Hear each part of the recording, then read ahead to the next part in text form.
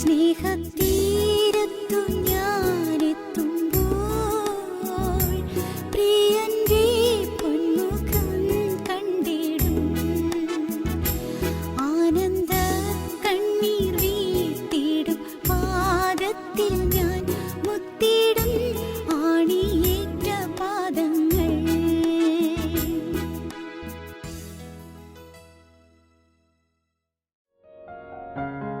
ഞങ്ങളും ക്രൂശിക്കപ്പെട്ട ക്രിസ്തുവിനെ പ്രസംഗിക്കുന്നു. ഉൽപ്പത്തി പുസ്തകം 44-ാം അധ്യായം 16-ാം വാക്യം. യജമാനോട് ഞങ്ങൾ എന്തു പറയേണ്ടു? എന്ത് ബോധിപ്പിക്കേണ്ടു? എങ്ങനെ ഞങ്ങളെ തന്നെ നീതീകരിക്കേണ്ടു? ദൈവം അടിയങ്ങളുടെ അകൃത്യം കണ്ടെത്തി. ഇതാ ഞങ്ങൾ യജമാനന് അടിമകൾ. ഞങ്ങളും ആരുടെ കയ്യിൽ പാത്രം കണ്ടുവോ അവനും തന്നെ എന്ന് പറഞ്ഞു. പ്രിയപ്പെട്ടവരെ, യൗസേപ്പ് മിസ്രയീമിൻ്റെ അധിപതിയായി വാഴുകയായിരുന്നുവല്ലോ. യൗസേപ്പിൻ്റെ അടുക്കൽ ദേശദേശാന്തരങ്ങളിൽ നിന്ന് പട്ടിണി പാവങ്ങൾ വന്ന് ധാന്യം വാങ്ങുകയായിരുന്നുവല്ലോ. യൗസേപ്പിൻ്റെ അരികത്ത് വന്ന് ധാന്യം സമ്പാദിച്ചു കൊണ്ട് പോകുവാൻ വന്ന കൂട്ടത്തിൽ യൗസേപ്പിൻ്റെ സഹോദരന്മാർ 2ാം പ്രാവശ്യം വന്നിരിക്കുകയാണ്. അവരെ യൗസേപ്പ് വീട്ടിൽ കൂട്ടിക്കൊണ്ടുപോയി അവരോട് ഹൃദ്യമായി സംസാരിച്ചു, കുശലപ്രസനം ചെയ്തു. എന്നാൽ ഇനിയും അവർക്ക് പാപബോധം വരേണ്ടിയിരിക്കുന്നു. അവരുടെ മേൽ ആ ദൈവീക അനുഗ്രഹം നിറപടിയായി പകരണമെങ്കിൽ, സമൃദ്ധിയായി പകരണമെങ്കിൽ പാപം ആഴത്തിൽ കഴുകൽ പ്രാപിക്കേണ്ടിയിരിക്കുന്നു. ഇനിയും പാപബോധം വരേണ്ടിയിരിക്കുന്നു. ഇനിയും കുറ്റബോധം വരേണ്ടിയിരിക്കുന്നു. ഇനിയും തകർന്ന ഹൃദയവും നുറുങ്ങിയ മനസ്സും ലഭിക്കേണ്ടിയിരിക്കുന്നു. അതിനായിട്ട് എന്താണ് ചെയ്തത്? എത്ര മനോഹരമാണ് ദൈവത്തിൻ്റെ പരിശുദ്ധാത്മാവിൻ്റെ ഡീലിങ്സ്. പരിശുദ്ധാത്മാവിൻ്റെ വ്യാപാരം. ഒരാളെ വീണ്ടെടുക്കുവാൻ, ഒരാളെ രക്ഷിക്കുവാൻ, ഒരാളെ വിശുദ്ധീകരിപ്പാൻ പരിശുദ്ധാത്മാവിൻ്റെ ഉദ്യമങ്ങളും അധ്വാനങ്ങളും എത്ര ബൃഹത്താണ്, എത്ര മഹത്താണ്, എന്ത് അനുഗ്രഹീതമാണ്. നിങ്ങൾ നോക്കൂ, യൗസേപ്പ് ഈ പ്രാവശ്യം ചെയ്തത് എന്താണ്? കഴിഞ്ഞ പ്രാവശ്യം ചെയ്തത് ധാന്യത്തിന് കൊണ്ടുവന്നിരുന്ന വില അവരുടെ ചാക്കിൻ്റെ വായ്ക്കൽ വെച്ച് തിരിച്ചു കൊടുത്തയച്ചു. ഈ പ്രാവശ്യം അവർ ഭക്ഷണം കഴിച്ചു. ഭക്ഷണം കഴിച്ചതായ ആ പാത്രം വെള്ളിപ്പാത്രത്തിലാണ് ഭക്ഷണം കൊടുത്തത്. വെള്ളിപ്പാത്രം, ബെന്യാമീൻ ഭക്ഷണം കഴിഞ്ഞ വെള്ളിപ്പാത്രം ബെന്യാമീൻ്റെ ചാക്കിൻ്റെ വായ്ക്കൽ വെച്ച് ചാക്ക് കെട്ടി അയച്ചു. പ്രിയപ്പെട്ടവരെ, നാം വായിക്കുന്നത് എന്താണ്? കുറേ ദൂരം ഇപ്പോൾ ശിമിയോനുണ്ട്, ബെന്യാമീനുണ്ട്, അവരെല്ലാവരും ഉണ്ട്. 11 പേരുമുണ്ട്. 11 പേരും ചാക്കും വഹിച്ചുകൊണ്ട് കഴുതകളും ചുമടുകളും എല്ലാമായിട്ട് കനാനിലേക്ക് ഇങ്ങനെ നീങ്ങുകയാണ്. കുറേ ദൂരം ചെന്നു. അപ്പോഴുണ്ട് മിസ്രയീമിൽ ഈ ഉന്നതോദ്യോഗസ്ഥൻ്റെ കാര്യസ്ഥനായ ഭൃത്യനായ ജോലിക്കാരൻ പിറകെ പാഞ്ഞു വരും. നിക്ക്, നിങ്ങളെല്ലാം മോഷ്ടാക്കളാണ്. പേടിച്ചു. ഇല്ലില്ല, ഞങ്ങളങ്ങനെ ചെയ്യില്ല. ഇല്ല, ഞങ്ങൾ മോഷ്ടാക്കളല്ല. അല്ല, നിങ്ങൾ മോഷ്ടാക്കൾ. എന്താണ് ഇങ്ങനെ പറയുന്നത്? പ്രിയപ്പെട്ടവരെ, പണ്ട് 20 വർഷം മുൻപ് യൗസേപ്പിനെ വിറ്റ് വെള്ളിക്കാശ് വാങ്ങിയത് അതവർക്ക് ഓർമ്മ വരണം. അതിനെ തന്നെ സ്പെസിഫിക്കായിട്ട് അവരോർത്ത് അനുദപിക്കണം. ഞാൻ എല്ലാ പാവവും ചെയ്തു പോയി എന്ന് എങ്ങനെ മൊത്തമായി ജനറലൈസ് ചെയ്ത് പറഞ്ഞാൽ പോരാ. പാവമെല്ലാം ഞാൻ ചെയ്തു പോയി എന്ന് പറഞ്ഞാൽ പോരാ. സ്പെസിഫിക്കായി, പ്രത്യേകിച്ച്, കൃത്യമായി, വ്യക്തമായി അനുദപിക്കേണ്ടിയിരിക്കുന്നു. വെള്ളിക്കാശ് വാങ്ങി, സഹോദരനെ വിറ്റ് വെള്ളിക്കാശ് വാങ്ങിയ കാര്യം അവർക്ക് ഓർമ്മ കിട്ടേണ്ടിയിരിക്കുന്നു. അതിന് ഇതാ പിറകെ പാഞ്ഞു വരുന്നു. അവരെല്ലാവരും ചാക്ക് താഴെ വെച്ചു. നിങ്ങൾ മോഷ്ടിച്ചു, വെള്ളിപ്പാത്രം മോഷ്ടിച്ചു, നിങ്ങൾക്ക് ഭക്ഷണം കഴിപ്പാൻ വീട്ടിൽ കൂട്ടിക്കൊണ്ടുപോയി, നിങ്ങളെ ബഹുമാനിച്ചു, സ്നേഹിച്ചു. എന്നിട്ട് ഇതോ നിങ്ങൾ ചെയ്തത്. നോക്കി, എല്ലാവരും പറഞ്ഞു ഇല്ലില്ല, ഞങ്ങൾ ചെയ്യില്ല. എന്നാൽ കെട്ടുകളെല്ലാം അഴിച്ചഴിച്ച് വന്നപ്പോൾ ഒരു ചാക്കിൻ്റെ വായ്ക്കൽ വെള്ളിക്കിണ്ണം ഇരിക്കുന്നു, വെള്ളിപ്പാത്രം ഇരിക്കുന്നു. ആരുടെ? ബെന്യാമീൻ്റെ. ഉടനെ യഹൂദ പറഞ്ഞു, ഞങ്ങൾ എല്ലാവരും യജമാനെ, ഞങ്ങൾ അടിമകൾ, എല്ലാവരും അടിമകളാണ്, ഞങ്ങൾ അങ്ങോട്ട് വരാം, ഞങ്ങൾ എല്ലാവരും അടിമകളായി അവിടെ താമസിച്ചുകൊള്ളാം. ഉടനെ പറയുകയാണ്, വേണ്ട, എല്ലാവരും അടിമകളാകണ്ട. ആരുടെ പക്കൽ വെള്ളിപ്പാത്രം കണ്ടുവോ അവൻ മാത്രം അടിമയായാൽ മതി. സഹിക്കുമോ? സഹിക്കുന്ന കാര്യമാണോ? ബെന്യാമീനെ കൂടാതെ തിരിച്ചു പോകണം. അത് കേട്ടാൽ മതി, അറിഞ്ഞാൽ മതി, അപ്പൻ അപ്പോൾ മരിക്കും. അയ്യോ, എന്തു വേണ്ടു? എല്ലാവരും കൂട്ടക്കരച്ചിലായി. അവർ മുറവിളി കൂട്ടിക്കൊണ്ട് യൗസേപ്പിൻ്റെ അരികിലേക്ക് വന്നു. അവരെല്ലാവരും കൂട്ടക്കരച്ചിലായി. അവർക്ക് മനസ്സിലായി, വെള്ളിക്കിണ്ണം, പണ്ട് വെള്ളിക്കാശ് വാങ്ങിയതിൻ്റെ പ്രതീകം. ദൈവമക്കളെ, സ്വർഗത്തിലെ ദൈവത്തിൻ്റെ പരിശുദ്ധാത്മാവിൻ്റെ ഡീലിങ്സ് ഒന്നൊന്നായി ഓർമ്മ തരുന്ന ദൈവസ്നേഹം. ഈ വാക്കുകളെ കേൾക്കുമ്പോൾ, മകനെ, നിനക്ക് എന്തെങ്കിലും കഴിഞ്ഞ കാലങ്ങൾ ഓർമ്മയുണ്ടോ? കള്ളക്കണക്ക് എഴുതിയത് വല്ലതും ഓർമ്മയുണ്ടോ? പൈസ അന്യായമായി സമ്പാദിച്ചത് ഓർമ്മയുണ്ടോ? അഴിമതിക്ക് കൂട്ടുനിന്നത് ഓർമ്മയുണ്ടോ? കൈക്കൂലി വാങ്ങിയത് ഓർമ്മയുണ്ടോ? ദൈവപൈതലെ, ഒരാളുടെ ന്യായം നടത്താതെ അന്യായം ചെയ്തത് ഓർമ്മയുണ്ടോ? ഒരു സാധുവിനെ പീഡിപ്പിച്ചത് ഓർമ്മയുണ്ടോ? നിരപരാധിയായ ഒരു മനുഷ്യനെ വിഷമിപ്പിച്ചത് ഓർമ്മയുണ്ടോ? ഒരു സാധുവായ ദൈവപൈതലിനെ അപമാനിച്ചത് നിനക്ക് ഓർമ്മയുണ്ടോ? മകളെ, ചിന്തിക്കൂ. കഴിഞ്ഞ കാലങ്ങളിൽ നിന്റെ ജീവിതത്തിൽ വന്ന് ആരും അറിഞ്ഞില്ല, നിന്റെ ഭർത്താവ് അറിഞ്ഞില്ല, നിന്റെ മക്കൾ അറിഞ്ഞില്ല, മാതാപിതാക്കൾ അറിഞ്ഞില്ല, സ്വർഗത്തിലെ ദൈവം അറിഞ്ഞു. മകളെ, നീ ഓർക്കുന്നുണ്ടോ പാപത്തിൻ്റെ ഭയാനകത്വം? ഇതാ, നീ സ്പെസിഫിക്കായി, കൃത്യമായി, വ്യക്തമായി അത് മാത്രം ഓർത്ത് നീ കരയേണ്ടിയിരിക്കുന്നു. പാപം കൃത്യമായി കാണേണ്ടിയിരിക്കുന്നു. വെള്ളിക്കാശ് വഞ്ചിച്ചെടുത്തു, അത് സഹോദരനെ വിറ്റ് വിലയായി വെള്ളിക്കാശ് സമ്പാദിച്ചു.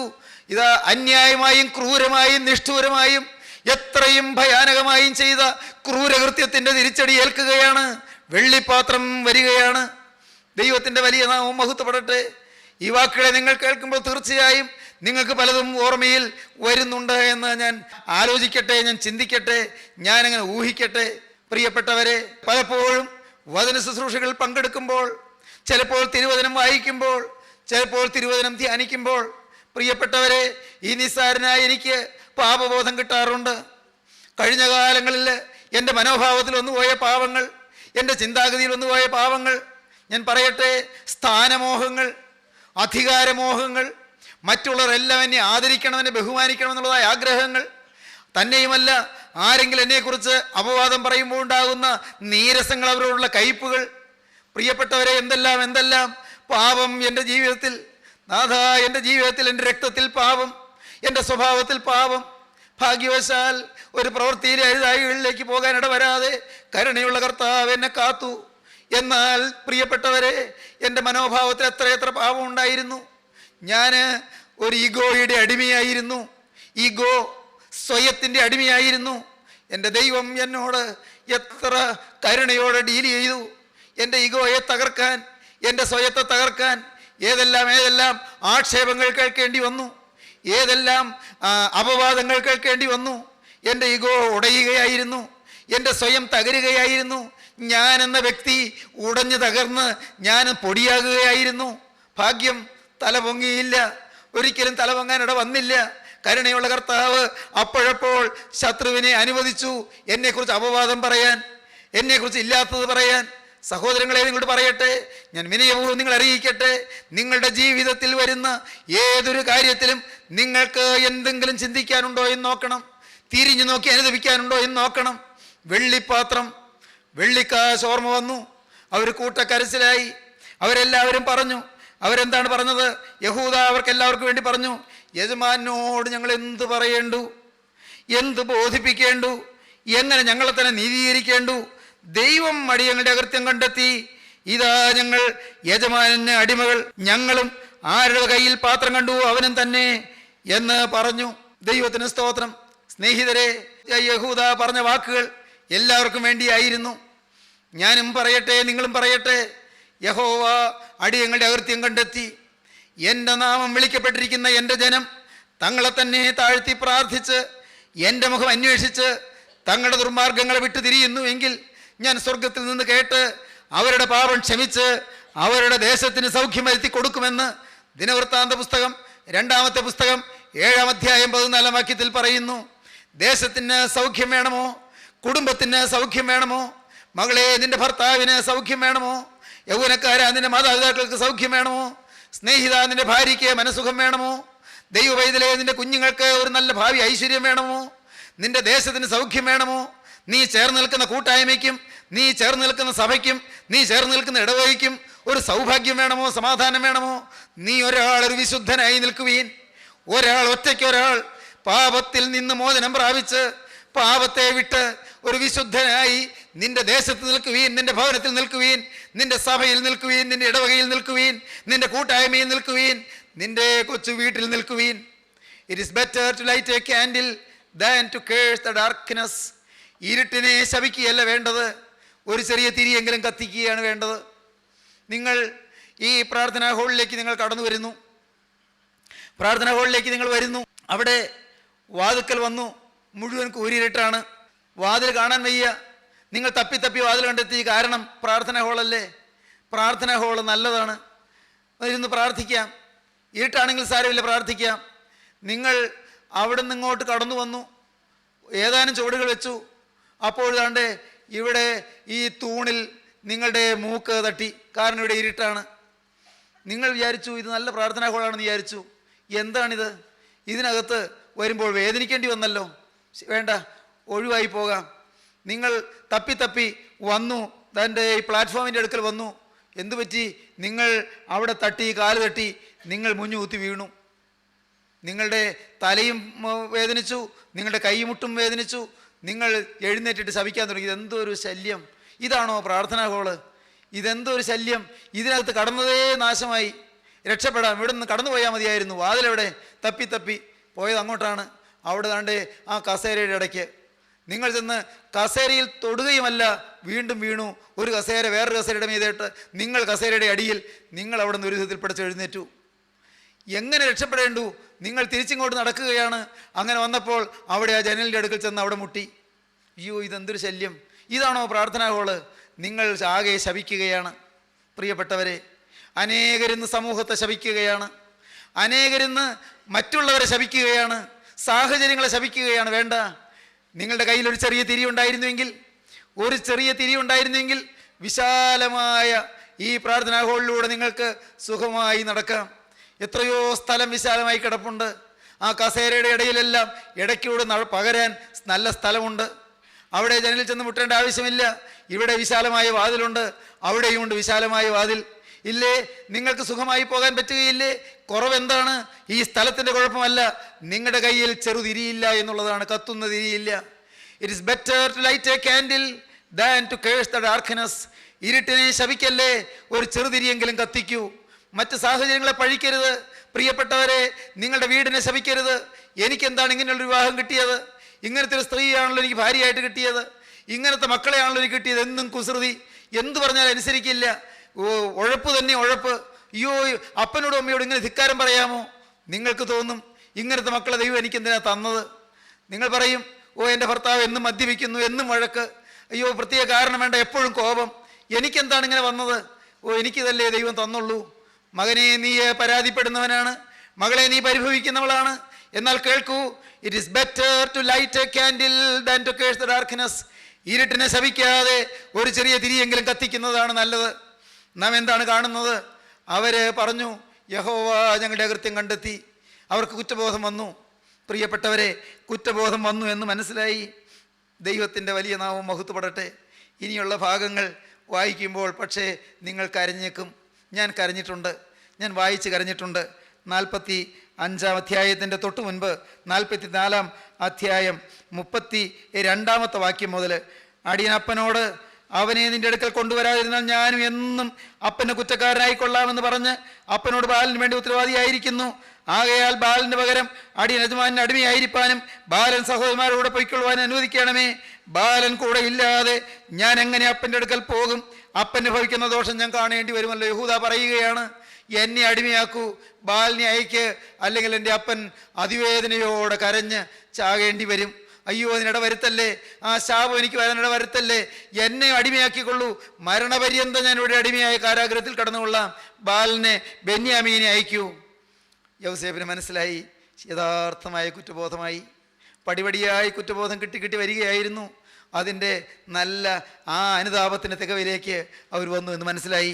45-ാം അധ്യായം 1-ാം വാക്യം, അപ്പോൾ ചുറ്റി നിൽക്കുന്നവരുടെ മുമ്പിൽ തന്നെ നടക്കുവാൻ വഹിയാതെ എല്ലാവരെയും എൻ്റെ അടുക്കൽ നിന്ന് പുറത്താക്കുവീരെന്ന് യൗസേപ്പ് വിളിച്ചു പറഞ്ഞു. മറ്റ് ജോലിക്കാരും ആ നാട്ടിലെ ഉദ്യോഗസ്ഥന്മാരും യൗസേപ്പ് എന്ന് പറയുന്ന ആ ഉന്നത ഉദ്യോഗസ്ഥൻ്റെ സിൽബന്ധികളും എല്ലാവരും മാറാൻ പറഞ്ഞു. ആരുമില്ല, യൗസേപ്പും സഹോദരന്മാര് 11 പേരും മാത്രം. എന്താണ് ഉണ്ടായത്? ഇങ്ങനെ യോസേപ്പ് തന്റെ സഹോദരന്മാർക്ക് തന്നെ വെളിപ്പെടുത്തിയപ്പോൾ ആരുടെ അടുക്കൽ ഉണ്ടായിരുന്നില്ല. യൗസേപ്പ് ഉച്ചത്തിൽ കരഞ്ഞു. മിസ്രയീമിനും ഫറവോന്റെ ഗ്രഹവും അത് കേട്ടു. യൗസേപ്പ് സഹോദരന്മാരോട്, ഞാൻ യോസേപ്പാകുന്നു, എൻ്റെ അപ്പൻ ജീവനോടിരിക്കുന്നുവോ എന്ന് പറഞ്ഞു. ഞാൻ യോസേപ്പാകുന്നു. ഓ, യൗസേപ്പ് ഇപ്പോഴാണ് വെളിപ്പെടുത്തുന്നത്. നിത്യനായ ക്രിസ്തു നമ്മെ തന്നെ വെളിപ്പെടുത്തണമെങ്കിൽ, യേശുവിനെ നിങ്ങൾ കാണണമെങ്കിൽ ഹൃദയം ശുദ്ധമായി തീരണം. ഹൃദയശുദ്ധിയുള്ളവർ ഭാഗ്യവാന്മാർ, അവർ ദൈവത്തെ കാണും. നാം നമ്മെ തന്നെ കാണുമ്പോൾ, പ്രിയപ്പെട്ടവരെ, നമ്മുടെ ഹൃദയം ശുദ്ധമാകുമ്പോൾ, നമ്മുടെ പാപം മാറുമ്പോൾ, അപ്പോൾ നിത്യനായ ദൈവത്തെ കണ്ണാടി പോലെ തമ്മിൽ പ്രതിബിംബിച്ച് നമുക്ക് കാണാൻ സാധിക്കും. അതൊരു വലിയ ഭാഗ്യമാണ്. കണ്ണാടിയിൽ പ്രതിബിംബിക്കുന്നത് പോലെ, കണ്ണാടിയിൽ റിഫ്ലക്റ്റ് ചെയ്യുന്നത് പോലെ ക്രിസ്തുവിനെ നമ്മിൽ നമുക്ക് പ്രതിബിംബിച്ച് കാണാം. കാരണം ഹൃദയം ശുദ്ധമാകും, ഹൃദയം നിർമ്മലമാകും. എന്തോ ഒരു ഭാഗ്യമാണെന്നോ എല്ലാ പാപവും കഴുകപ്പെടുന്നത്, പാപങ്ങളെല്ലാം മോചിക്കപ്പെടുന്നത് എന്തോ ഒരു പദവിയാണെന്നോ, അതെന്തോ ഒരു ഭാഗ്യമാണെന്നോ. എൻ്റെ പ്രിയപ്പെട്ടവരെ, നിങ്ങൾ കൊതിക്കണമെന്ന് ഞാൻ പറയും. നിങ്ങൾ അതിയായി ദാഹിക്കണമെന്ന് പറയും. പാപങ്ങളെല്ലാം ക്ഷമിച്ച് കിട്ടണം. നിങ്ങളുടെ ശരീരത്തിൻ്റെ ഒരു രോമകൂപത്തിൽ പോലും പിശാച് അവകാശം പറയരുത്. നിങ്ങളുടെ ശരീരത്തിലെ ഒരു കോശത്തിൽ പോലും പിശാച് അവകാശം പറയരുത്. ഒരു പരമാണുവിൽ പോലും പിശാച് അവകാശം പറയരുത്. മകനെ, 10 പൈസയിൽ പോലും ശത്രു അവകാശം പറയരുത്. മകളെ, നിന്റെ ജീവിതത്തിൻ്റെ ഒരു തരിയിൽ പോലും, ഒരു സെക്കൻഡിൽ പോലും സാത്താൻ അവകാശം പറയരുത്. ഇന്ന് സാത്താൻ അവകാശം പറയുന്ന പലതുമുണ്ട്.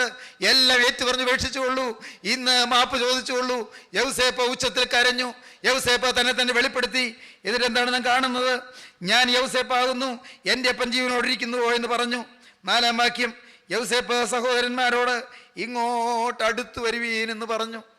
ഓ, യൗസേപ്പിന് പരാതിയില്ല, അവരോട് വഴക്കില്ല, വേണമെങ്കിൽ അവർ ശിക്ഷിക്കാൻ അവകാശമില്ലേ, അധികാരമില്ലേ, ചെയ്തില്ല. ഇങ്ങോട്ട് അടുത്തു വരുവീൻ, അടുപ്പിക്കുകയാണ്. മുടിയൻപുത്രൻ വന്നപ്പോൾ അവന് മാറോടണച്ച പൈതൃക സ്നേഹം. ധൂർത്തപുത്രൻ തിരികെ വന്നപ്പോൾ അവനെ ചേർത്തണച്ച്, അവനെ ചുംബിച്ച്, അവൻ പറയാൻ തുടങ്ങിയത് മുഴുവൻ പറയിപ്പിക്കാതെ അവനെ തടുത്ത ദൈവിക സ്നേഹം. അവൻ്റെ കൈക്ക് മോതിരവും അവൻ്റെ കാലിന് ചെരിപ്പും അവന് മേൽത്തരമായ അങ്കിയും കൊടുത്ത സ്വർഗത്തിൻ്റെ നിസ്തുല സ്നേഹം. ഇങ്ങോട്ട് അടുത്തു വരുവീനെന്ന് പറഞ്ഞു. എന്നിട്ടോ അവർ അടുത്ത് ചെന്നപ്പോൾ അവൻ പറഞ്ഞത്, നിങ്ങൾ മിസ്രയീമിലേക്ക് വിറ്റ് കളഞ്ഞ നിങ്ങളുടെ സഹോദരൻ യൗസേപ്പാകുന്നു ഞാൻ. എന്നെ ഇവിടെ വിറ്റതുകൊണ്ട് നിങ്ങൾ വ്യസനിക്കേണ്ട, വിഷാദിക്കുകയും വേണ്ട. ജീവരക്ഷയ്ക്കായി ദൈവം എന്നെ നിങ്ങൾക്ക് മുൻപേ അയച്ചതാകുന്നു. ദേശത്ത് ക്ഷാമം ഉണ്ടായിട്ട് ഇപ്പോൾ 2 സംവത്സരമായി, ഒഴിവും കൊയ്ത്തുമില്ലാത്ത 5 സംവത്സരം ഇനിയുമുണ്ട്. ഭൂമിയിൽ നിങ്ങൾക്ക് സന്തതി ശേഷിക്കേണ്ടതിനും വലിയൊരു രക്ഷയാൽ നിങ്ങളുടെ ജീവനെ രക്ഷിക്കേണ്ടതിനും ദൈവം എന്നെ നിങ്ങൾക്ക് മുൻപേ അയച്ചിരിക്കുന്നു. ആകയാൽ നിങ്ങളല്ല, ദൈവമത്രേ എന്നെ ഇവിടെ അയച്ചത്. ദൈവം എന്നെ ഫറവോന്റെ പിതാവും അവൻ്റെ ഗ്രഹത്തിനൊക്കെ യജമാനും മിസ്രയീം ദേശത്തിനൊക്കെയും അധിപതിയുമാക്കിയിരിക്കുന്നു. ദൈവത്തിൻ്റെ വലിയ നാമം മഹത്വപ്പെടട്ടെ. എന്നെ വിറ്റതുകൊണ്ട് നിങ്ങൾ വ്യസനിക്കേണ്ട, എന്നെ ക്രൂശിച്ചതുകൊണ്ട് നിങ്ങൾ വ്യസനിക്കേണ്ട. എന്നെ പൊട്ടങ്കട്ടിൽ തള്ളിയിടാൻ നോക്കി, എല്ലാം ചെയ്തു, നിങ്ങൾ വ്യസനിക്കേണ്ട. ഞാൻ നിങ്ങളോട് പ്രതികാരം ചെയ്യുകയില്ല, ഞാൻ നിങ്ങൾക്ക് ദോഷം ചെയ്യുകയില്ല. നിങ്ങളെ ഞാൻ സ്വീകരിക്കുകയാണ്, നിങ്ങളെ ഞാൻ കൈക്കൊള്ളുകയാണ്. നാം സഹോദരങ്ങളാണ്. ദൈവത്തിൻ്റെ വലിയ നാമം മഹത്വപ്പെടട്ടെ. ദൈവം ജീവരക്ഷയ്ക്കായി എന്നെ മുമ്പേ അയച്ചതാണ്, നിങ്ങളല്ല. അതെല്ലാം ദൈവം നന്മയ്ക്കാക്കി തീർത്തു. ഞാനിവിടെ വരാനിടയായത് ദൈവം നന്മയ്ക്കാക്കി തീർത്തു. എന്നെ നിങ്ങൾ വിറ്റത് ദൈവം നന്മയ്ക്കാക്കി തീർത്തു. ഞാൻ മിസ്രയീമിലെത്തിയത് ദൈവം നന്മയ്ക്കാക്കി തീർത്തു. ഞാൻ മിസ്രയീം കാരാഗൃഹത്തിൽ 13 കൊല്ലം കിടന്നത് ദൈവം നന്മയ്ക്കാക്കി തീർത്തു. എല്ലാം നന്മയ്ക്കാക്കി മാറ്റുന്ന ഒരു നല്ല ദൈവം. നാം എന്താണ് തുടർന്ന് കാണുന്നത്? ഭൂമിയിൽ നിങ്ങൾക്ക് സന്തതി ശേഷിക്കേണ്ടതിനും വലിയൊരു രക്ഷയാൽ നിങ്ങളുടെ ജീവനെ രക്ഷിക്കേണ്ടതിനും ദൈവം എന്നെ നിങ്ങൾക്ക് മുമ്പേ അയച്ചിരിക്കുന്നു. ആകയാൽ നിങ്ങളല്ല, ദൈവം അത്രേ എന്നെ ഇവിടെ അയച്ചത്. നമുക്ക് വീണ്ടും തുടർന്ന് കാണാം. 13-ാം വാക്യം, മിസ്രയീമിലേക്കുള്ള മഹത്വവും നിങ്ങൾ കണ്ടതൊക്കെയും അപ്പനെ അറിയിക്കണം. എൻ്റെ അപ്പനെ വേഗത്തിലൂടെ കൊണ്ടുവരികയും വേണം. അവൻ തൻ്റെ അനുജൻ ബെന്യാമീനെ കെട്ടിപ്പിടിച്ച് കരഞ്ഞു. ബെന്യാമീൻ അവനെയും കെട്ടിപ്പിടിച്ച് കരഞ്ഞു. എന്തോ ഒരു സന്തോഷം! എല്ലാ പ്രയാസവും മാറി, എല്ലാ വേദനയും മാറി, എല്ലാ ദുഃഖവും മാറി, എല്ലാ ദുരിതവും മാറി. എന്തോ ഒരു സന്തോഷം! ബെന്യാമീനെ കെട്ടിപ്പിടിച്ച് കരഞ്ഞു. ബെന്യാമീൻ അവൻ്റെ സഹോദരനായ യോസേപ്പിനെയും കെട്ടിപ്പിടിച്ച് കരഞ്ഞു. അവൻ സഹോദരന്മാരൊക്കെയും ചുംബിച്ചു, കെട്ടിപ്പിടിച്ച് കരഞ്ഞു. സഹോദരന്മാരൊക്കെയും ചുംബിച്ചു, കെട്ടിപ്പിടിച്ച് കരഞ്ഞു. പ്രിയപ്പെട്ടവരെ, സഹോദരന്മാരൊക്കെയും ചുംബിച്ച് അവരെ കെട്ടിപ്പിടിച്ച് കരഞ്ഞെന്ന് മാത്രമല്ല, അതിൻ്റെ ശേഷം സഹോദരന്മാർ അവനുമായി സല്ലാപിച്ചു, സന്തോഷമായി. എന്തോ ഒരു സ്നേഹോഷ്മളമായ സദസ്സ്, എന്തോ ഒരു അനുഗ്രഹീതമായ സദസ്സ്. ഇന്ന് ഈ സമയത്ത് ഞാൻ സ്നേഹത്തോടെ നിങ്ങളോട് പറയട്ടെ, നിങ്ങൾക്ക് ഈ സ്നേഹത്തിൻ്റെ സദസ്സ് വേണമോ? നിങ്ങൾക്ക് ഈ വലിയ സന്തോഷത്തിൻ്റെ സതിര് നിങ്ങൾക്ക് വേണമോ? ഈ ആനന്ദത്തിൻ്റെ തികവ് നിങ്ങൾക്ക് വേണമോ? ഇപ്പോൾ നിങ്ങൾക്ക് പ്രാപിക്കാം. ഈ വാക്കുകൾ നിങ്ങൾ കേട്ടുകൊണ്ടിരിക്കുമ്പോൾ തന്നെ നിങ്ങൾക്ക് നിങ്ങളുടെ ഹൃദയത്തിൽ യേശുവിനെ നിങ്ങൾക്ക് സ്വീകരിക്കാം. ഈ നിത്യനായ രക്ഷകൻ നിങ്ങളെ തൻ്റെ മാറോട് അണയ്ക്കുന്നത് നിങ്ങൾക്ക് അനുഭവമാകാം. അവൻ നിങ്ങളെ വാത്സല്യിക്കുന്ന ദൈവമാണ്. അവൻ നിങ്ങളെ സ്നേഹിക്കുന്ന ദൈവമാണ്. അവൻ നിങ്ങളെ കരുതുന്ന ദൈവമാണ്. അവൻ നിങ്ങളെ പേർ ചൊല്ലി വിളിക്കുന്ന ദൈവമാണ്. അവൻ നിങ്ങളെ ഓരോരുത്തരെയും ആളാമ്പ്രതി അറിയുന്ന ദൈവമാണ്. അവൻ നിങ്ങൾക്ക് വേണ്ടി കരുതുന്ന ദൈവമാണ്. അവൻ നിങ്ങളെ തേടി വന്നിരിക്കുകയാണ്. ആ സ്നേഹനിധിയായ ക്രിസ്തുവിൻ്റെ ക്രൂസിനെ നിങ്ങളിപ്പോൾ ഒന്ന് കാണുമോ? ആ ക്രൂസിലെ സ്നേഹത്തെ നിങ്ങളൊന്ന് കാണുമോ? ആ സ്നേഹം നിങ്ങളെ മാടി അടുപ്പിക്കുകയാണ്. ഇങ്ങോട്ട് അടുത്തു വരുവീനെന്ന് ക്രൂസിൻ ചുവട്ടിലേക്ക്, സ്നേഹത്തിൻ്റെ പാദത്തിലേക്ക് നിങ്ങൾ വിളിക്കുകയാണ്. അടുത്തു വരുവാൻ വിളിക്കുന്ന സ്നേഹം, അടുപ്പിക്കുന്ന സ്നേഹം. പ്രിയപ്പെട്ടവരെ, ഞാനൊന്ന് വ്യക്തമായി പറയട്ടെ, ദൈവം നിങ്ങളെ ശപിക്കുന്നില്ല. ഞാൻ ആവർത്തിച്ച് പറയട്ടെ, സ്വർഗത്തിലെ ദൈവം നിങ്ങളെ തള്ളിക്കളയുന്നില്ല. ദൈവം നിങ്ങളെ എല്ലാവരെയും സ്നേഹിക്കുകയാണ്, നിങ്ങളെ എല്ലാവരെയും കരുതുകയാണ്. ദൈവം നിങ്ങളെ ഓമനപ്പേർ ചൊല്ലി വിളിക്കുകയാണ്. പുഴുവായ യാക്കോബേ, ഭയപ്പെടേണ്ട.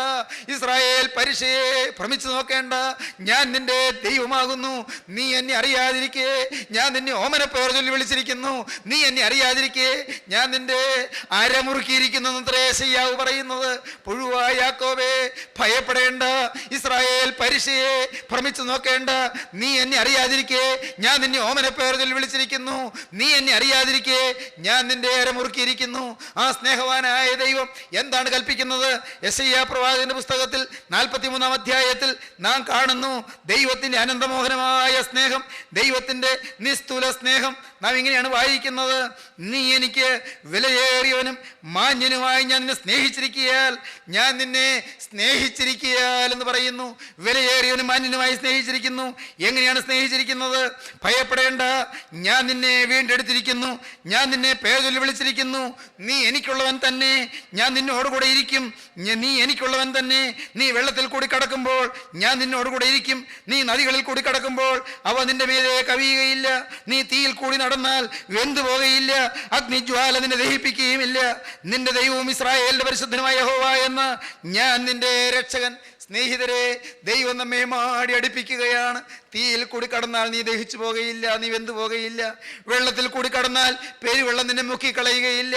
സ്വർഗത്തിലെ ദൈവം സർവ്വവല്ലഭൻ നിങ്ങളെ സ്നേഹിച്ച് നിങ്ങളെ ശുദ്ധീകരിപ്പാൻ ആഗ്രഹിക്കുകയാണ്. നിങ്ങളെ വീണ്ടെടുത്ത് നിങ്ങളെ സ്വർഗത്തിൽ പേരെഴുതുവാൻ ആഗ്രഹിക്കുകയാണ്. സ്വർഗത്തിൽ പേരെഴുതിയിരിക്കുന്ന ആദ്യജാതന്മാരുടെ സഭയിൽ നിങ്ങളെ ചേർക്കുവാൻ നിത്യനായ ദൈവം ഇതാ നിങ്ങളെ ഓമനപ്പേർ ചൊല്ലി വിളിക്കുകയാണ്. ദൈവം നിങ്ങളെ കരുതുകയാണ്. നിങ്ങളുടെ പേര് ജീവന്റെ പുസ്തകത്തിൽ എഴുതി ചേർത്ത് സ്വർഗീയ പൗരത്വം നിങ്ങൾക്ക് തരുവാൻ സ്വർഗത്തിലെ ദൈവം നിങ്ങളോട് മനസ്സലിയുകയാണ്. ഒന്നേ വേണ്ടു, പാപത്തോട് യാത്ര പറയുവീൻ. ഒന്നേ വേണ്ടു, ഒരു പുതിയ ജീവിതം തുടങ്ങുവീൻ. ഒന്നേ വേണ്ടു, കർത്താവായ യേശുവിനെ ഹൃദയത്തിലേക്ക് സ്വീകരിപ്പീൻ. യേശുവിനെ ഉള്ളത്തിലേക്ക് കൈക്കൊള്ളുവീൻ. യേശുവിനോട് നിങ്ങളൊരു വാക്ക് പറയുമോ? കർത്താവേ, ഇതുവരെ ജീവിച്ച ജീവിതം ഞാനിതാ നിർത്തുന്നു. ഇന്ന് ഞാൻ ഒരു പുതിയ ജീവിതം ഇവിടെ തുടങ്ങുന്നു. നാഥാ, പാപത്തോടിതാ ഞാൻ എന്നേക്കുമായി യാത്ര പറയുന്നു. സാത്താനെ ഞാനിതാ എന്നേക്കുമായി ഉപേക്ഷിക്കുന്നു. സാത്താനെയും അവന്റെ സൈന്യത്തെയും ഞാനിതാ എന്നേക്കുമായി ഉപേക്ഷിക്കുന്നു. സാത്താനെയും അവന്റെ സകല ഭയത്തെയും അവന്റെ സകല ശക്തിയെയും അവന്റെ സകല സൈന്യത്തെയും ഞാനിതാ എന്നേക്കുമായി ഉപേക്ഷിക്കുന്നു. മിശിഹാ തമ്പുരാനെ, നിന്നെ ഞാനിതാ എൻ്റെ കർത്താവും രക്ഷിതാവുമായി ഇപ്പോൾ ഇതാ സ്വീകരിക്കുന്നു. എന്നെ തന്നെ നാഥാ ഞാൻ നിനക്ക് തരുന്നു. നിങ്ങളുടെ ഹൃദയം നിങ്ങൾ തുറക്കുമോ? യേശുവിനെ നിങ്ങൾ കൈക്കൊള്ളുമോ? യേശുവിനായി നിങ്ങളുടെ ഉള്ളം തുറന്നുകൊണ്ട് യേശുവിനോട് നിങ്ങൾ വാക്ക് പറയുമോ? നാഥാ, ഇന്ന് മുതൽ ഞാൻ നിന്റെ വക. യേശുവേ, ഇന്ന് മുതൽ ഞാൻ നിന്റെ വക. നിങ്ങൾ ഈ തീരുമാനം എടുത്തുവോ പ്രിയരെ? യേശുവിനോട് വാക്ക് പറഞ്ഞുവോ പ്രിയരെ? എങ്കിൽ ഇരിക്കുന്ന ഇരിപ്പിൽ നിങ്ങളുടെ തീരുമാനം നിങ്ങളുടെ ഹൃദയത്തിൽ നിന്ന് വരുന്നു എങ്കിൽ മാത്രം നിങ്ങളുടെ കരങ്ങളെ നിങ്ങൾ ഉയർത്തുവീൻ. യേശുവിനോട് വാക്ക് പറയുവീൻ. നാഥാ, ഇന്ന് മുതൽ ഞാൻ നിന്റെ വക. എനിക്ക് വേണ്ടി ക്രൂസിൽ മരിച്ച യേശുവേ, ഇന്ന് മുതൽ ഞാൻ നിനക്കായി ജീവിക്കും. യേശുവിനോട് നിങ്ങൾ വാക്ക് പറയുവീൻ. യേശുവിന്റെ കരങ്ങളിലേക്ക് നിങ്ങളുടെ ജീവിതം കൊടുക്കുവീൻ. യേശുവിനെ നിങ്ങൾ സ്വീകരിപ്പീൻ. യേശുവിനെ ഹൃദയത്തിലേക്ക് എതിരേൽക്കുവീൻ. യേശുവിനായി ജീവിതം വിട്ടുകൊടുക്കുവീൻ. പുതിയ ജീവിതം നിങ്ങൾ ആരംഭിക്കുവീൻ. യേശുവിനോട് വാക്ക് പറഞ്ഞുകൊണ്ട് നമുക്ക് പ്രാർത്ഥിക്കാം.